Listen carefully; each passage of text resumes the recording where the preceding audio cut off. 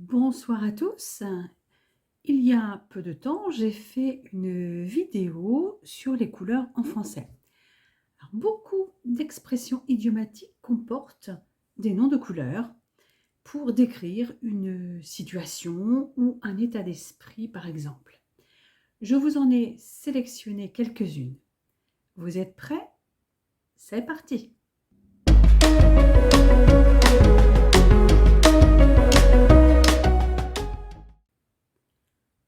Alors, être vert. Alors, être vert, c'est être stupéfait par quelque chose de déplaisant, être vexé. On peut même être vert de rage, c'est-à-dire être très en colère. Deuxième expression, se mettre au vert. Alors, c'est se reposer à la campagne. En effet, le vert désigne les prés, la campagne, la nature, qui, pour les citadins, dès le XVIe siècle, mais certainement pas pour les paysans de l'époque, était un endroit où il faisait bon se reposer, s'éloigner des soucis de la vie de tous les jours. Par extension, dans le milieu des truands, se mettre au vert pouvait aussi signifier s'éloigner afin de se faire oublier au moins un temps. Troisième expression, donner le feu vert à quelqu'un. C'est autoriser quelqu'un à faire quelque chose, lui donner le droit de faire quelque chose. Comme le feu vert vous donne l'autorisation de passer. Ensuite, expression suivante, avoir la main verte. Alors, c'est être un très bon jardinier. Cette expression dérive de la locution « avoir la main », qui désigne quelqu'un qui est habile dans un domaine particulier ou dans le maniement de quelque chose. Alors, ce qui est assez logique lorsqu'on assimile la main avec la capacité à bien l'utiliser. D'ailleurs, on dit aussi se faire la main pour acquérir un savoir-faire. Expression suivante, en voir des vertes et des pas mûres. Alors, cette expression signifie voir des choses choquantes ou pénibles, désagréables en tout cas. D'ailleurs, on dit aussi en faire voir de toutes les couleurs. L'expression d'origine qui date du XVe siècle était en bailler des vertes et des mûres.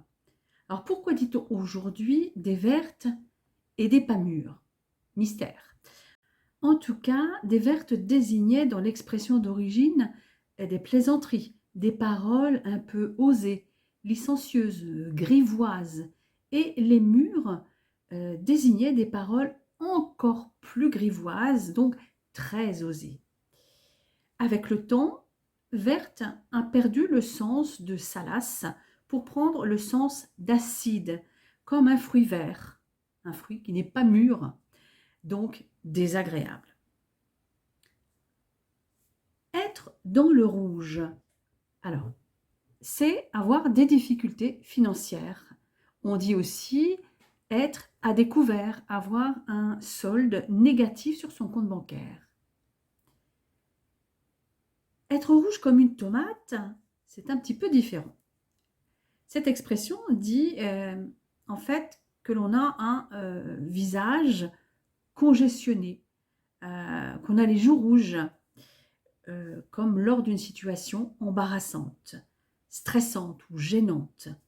Bref, avoir les joues rouges, c'est avoir une émotion forte. On peut dire aussi être rouge de honte, ce qui revient à dire être honteux. Voir rouge. Alors, voir rouge, c'est être en colère, perdre son sang-froid, son self-control. Rire jaune, c'est se forcer à rire. Rire avec contrainte pour cacher sa gêne ou sa déception. Cette expression daterait du XVIIIe siècle et le jaune fait référence au teint des personnes atteintes de maladies hépatiques, hein, maladies du foie, donc au teint jaune, qui ne pouvaient rire que de manière forcée.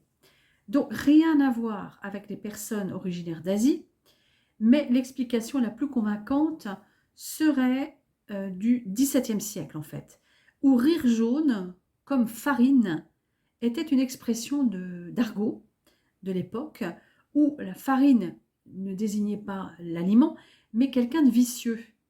Des gens de même farine désignaient, dans le dictionnaire de l'Académie française de l'époque, en 1694, des gens qui sont sujets aux mêmes vices ou qui sont de la même cabale, comme on disait à l'époque. Autrement dit, dès cette époque, le rire jaune désignait un rire malsain, dissimulateur. C'est donc probablement plutôt de cette époque, et non pas des malades du foie, que vient cette expression. Alors l'expression suivante, c'est un cordon bleu. Alors un cordon bleu, c'est une personne qui cuisine très bien. Le terme cordon bleu a autrefois désigné des décorations de prestige offertes par les rois à la place de sommes d'argent aux personnes méritantes. De ces décorations associées à un cordon de ruban bleu est né le qualificatif cordon bleu pour désigner quelqu'un de remarquable.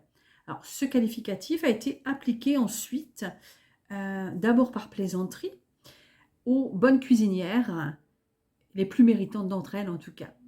Et depuis, s'applique à toute bonne cuisinière ou cuisinier. Alors, nous allons rester dans le bleu avec avoir une peur bleue. Alors, c'est avoir une très grande peur, une très grande frayeur. Et toujours avec la couleur bleue, nous avons aussi l'expression n'y voir que du bleu. Alors, c'est ne pas se rendre compte de quelque chose, ne pas comprendre. Et cette expression viendrait d'anciens écrits et romans qui ont pris son nom par allusion à la bibliothèque bleue qui existait au XVIIe et XVIIIe siècle et même jusqu'au XIXe siècle, qui était composée de petites brochures avec une couverture en papier bleu, hein, d'où ce nom.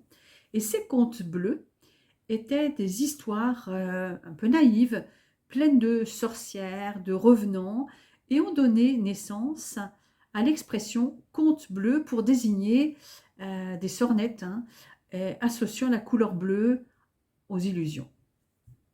Alors nous allons changer de couleur pour passer au rose avec voir la vie en rose. Alors voir la vie en rose, eh bien c'est tout simplement être optimiste. Ensuite, changement de couleur, nous allons passer au marron avec l'expression être marron qui signifie être dupé, être victime, être escroqué. Enfin, une expression que vous entendrez peut-être, c'est travailler au noir. Alors, travailler au noir, c'est travailler clandestinement, travailler sans être déclaré, sans payer de taxes. Vous pourrez aussi entendre travailler au black. Alors, le qualificatif noir employé ici est lié au fait que quand on veut dissimuler ce qu'on fait, il vaut mieux le faire dans l'obscurité d'une cave que dans la rue en plein jour.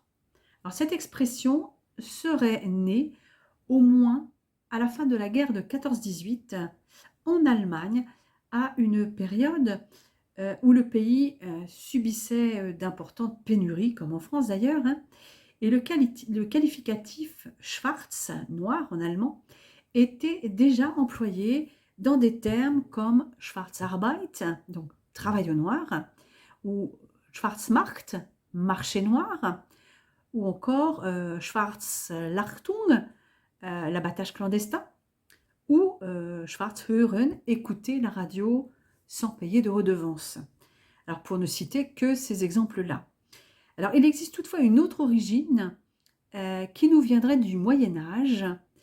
Et selon cette hypothèse, à cette époque, on ne devait travailler qu'à la lueur du jour. Mais bien entendu, certains maîtres ayant peu de considération pour leurs ouvriers, ou leurs serfs, hein, selon le cas, n'hésitez pas à les faire travailler illégalement une fois la nuit tombée, à la lueur de quelques bougies. Donc ce serait de ce travail de nuit dissimulé, parce que non autorisé, que l'appellation travail au noir, travail noir serait née. Alors, on va rester avec l'adjectif de couleur noire, avec l'expression broyer du noir. Alors, broyer du noir, c'est penser à des choses négatives, avoir des idées noires, c'est-à-dire déprimer, être démoralisé. Et quand on parle du noir, on pense aussi au blanc. Donc, être blanc comme linge. Alors, être blanc comme linge, c'est être très pâle, avoir un teint maladif, avoir un teint cadavérique. Ensuite, être blanc comme neige, eh bien, c'est un petit peu différent, hein. C'est ne rien avoir à se reprocher, être innocent. Et ensuite, dernière expression, eh bien, c'est passer une nuit blanche. Alors, passer une nuit blanche, c'est passer une nuit sans dormir ou sans pouvoir dormir. Alors, l'idée la moins originale pour expliquer cette expression, mais sans doute la plus proche de la vérité, c'est la simple opposition entre la nuit noire, celle où en temps normal on dort d'un sommeil bien mérité généralement, et une nuit passée en restant éveillé, qui est alors une nuit blanche, soit par contraste, soit parce qu'on la passe avec une lumière allumée. Et pour confirmer cette hypothèse, il suffit de se souvenir qu'en français, le qualificatif blanc désigne souvent un manque. Quand on dit qu'il y a un blanc, ça veut dire qu'il y a un manque, un silence. Ainsi, alors un mariage blanc ou un examen blanc ou un tir à blanc ou encore une fois une voix blanche par exemple, eh bien c'est quelque chose qui est terne ou sans valeur. Un mariage blanc, c'est un mariage qui n'a pas de valeur. Un examen blanc, c'est un examen qui ne donne pas lieu à une note diplômante, etc. Voilà. Donc c'est tout pour ces expressions en lien avec les couleurs. Il y en aurait bien sûr beaucoup d'autres, mais il faut faire des choix. Donc nous allons nous arrêter là pour aujourd'hui. Si cette vidéo vous a plu bien, eh bien n'hésitez pas à liker et à faire vos commentaires. N'hésitez pas à noter aussi dans vos commentaires les thèmes que vous aimeriez me voir aborder. Voilà, à très bientôt.